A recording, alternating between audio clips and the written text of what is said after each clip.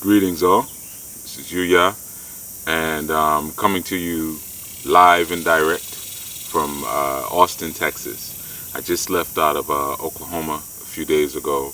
I did a fair, and it wasn't a fair, but a workshop, event, lectures and things like that in Oklahoma City, Oklahoma. And that went extremely well. I'm going to be going back on my way back across to the East Coast. I was invited to be a part of a documentary out there, which will be focusing on people who teach and practice indigenous traditions in the Bible Belt. So, that's pretty good. So there were people there who I was able to work with and counsel and do readings for and consultations, and they wanted more. I knew. There was a contingency out there who came and was very interested in setting up or asking when I would be setting up an office in Oklahoma to service the people out there. I don't think that's going to be happening anytime soon, but there's an interest, which is great, and alternative thought, alternative teaching.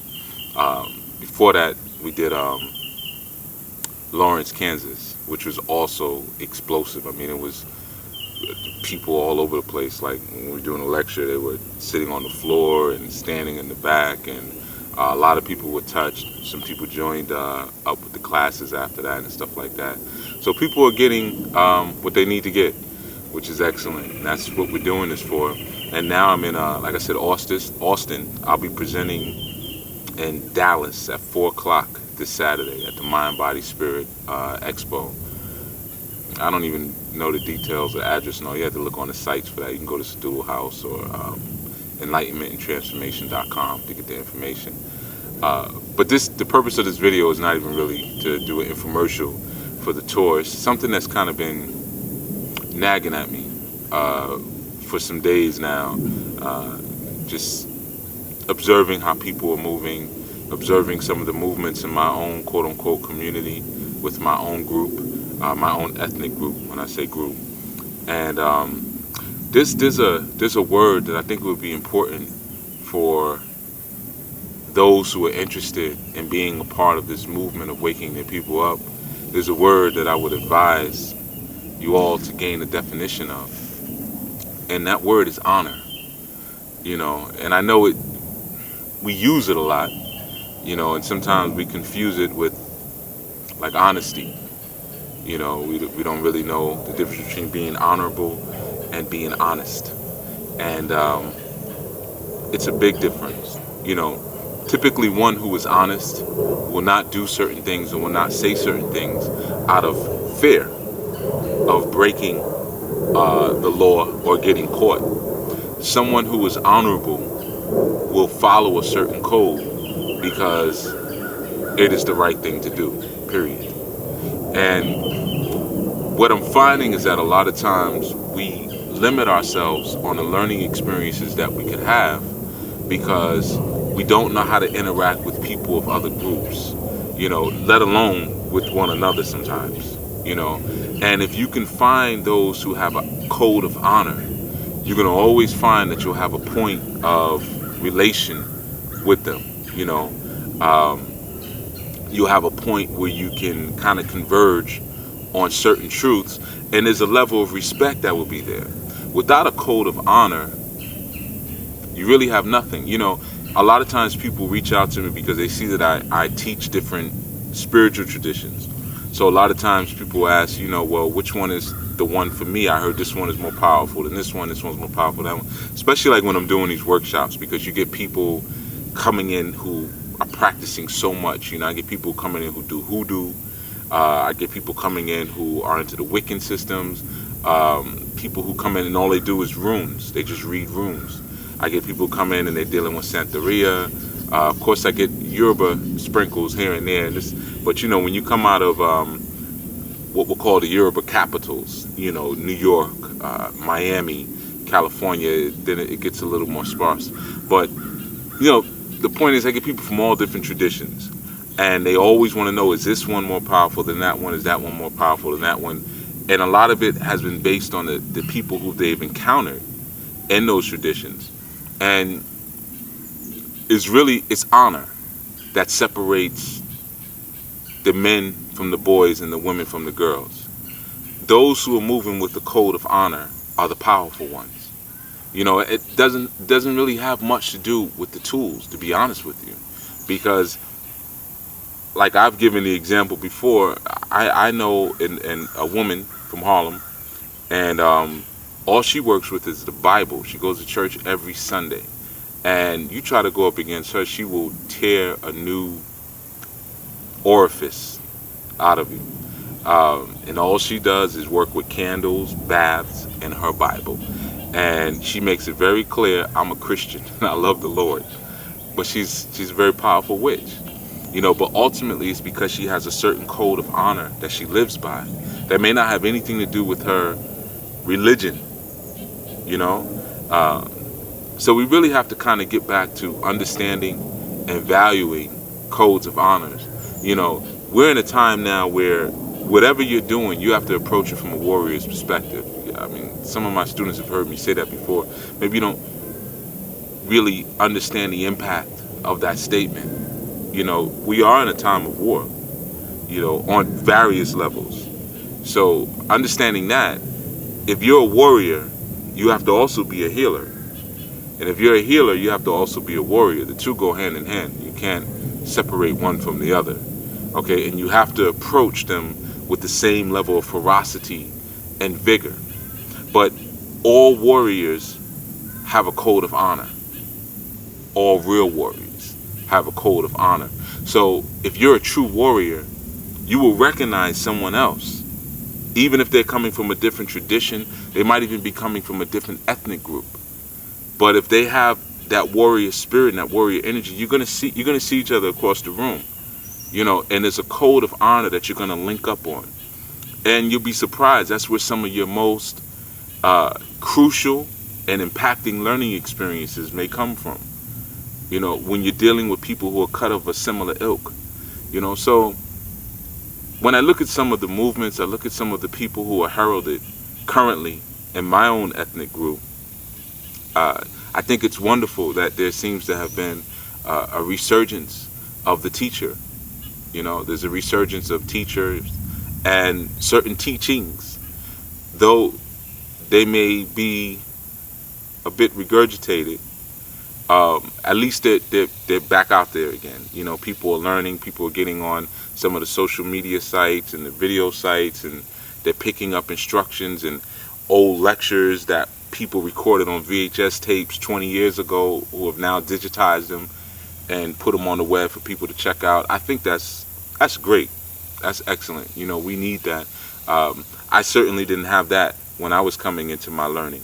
You know, I certainly didn't have that. And not that I'm one of these old dinosaurs complaining like, you know, you guys got it easy. No, because in some ways it was easier for me coming up because we didn't have so much of a model of what the conscious person was supposed to look like. Everything for me when I was coming up was warrior based. So I only learned certain things so that I could be a better warrior. And even to this day, I only really associate with those of warrior cut. I don't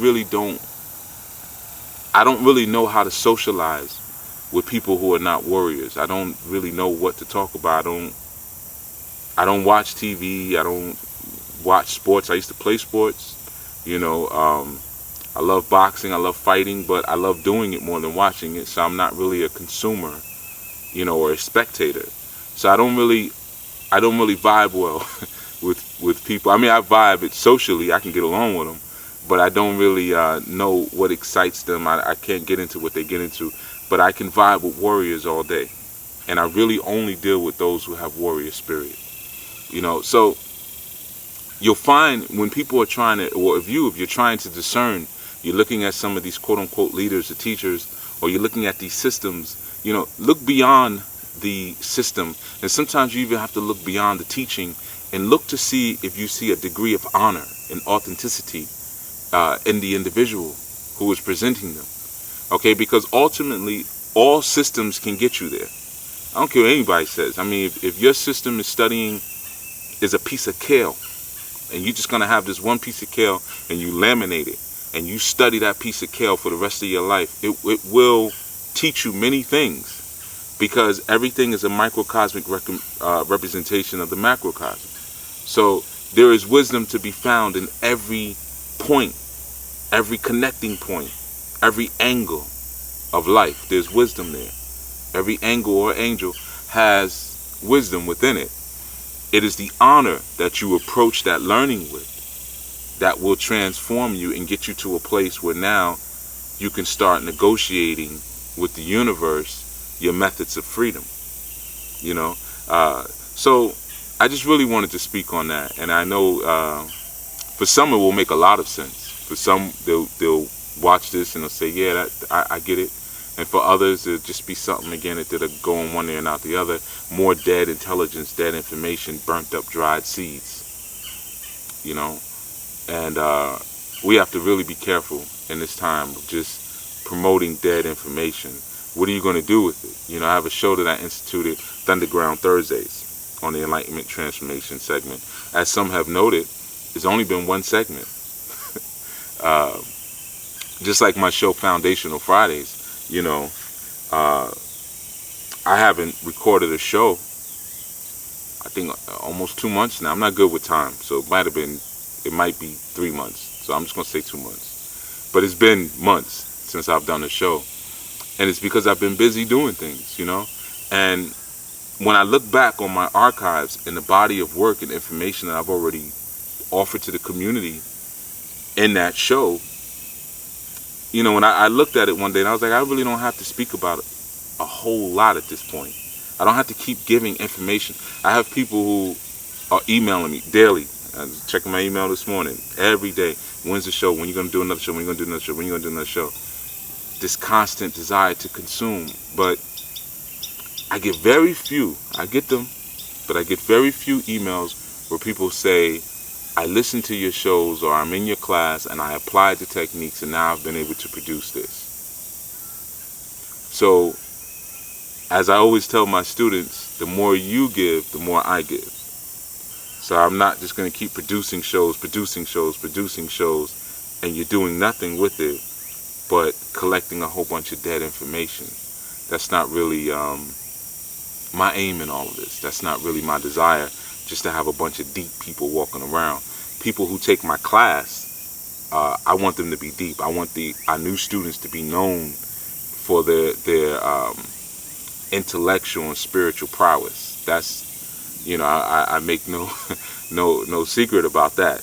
I want my students powerful. I want them just to be like gigantic evolutionary forces on the planet and in the cosmos and beyond, to be prayed to by different entities, in other dimensions, for them to be able to manifest themselves at that level, that there's other entities is like, yeah, well, that's who I go to, Bill or whoever the next student is,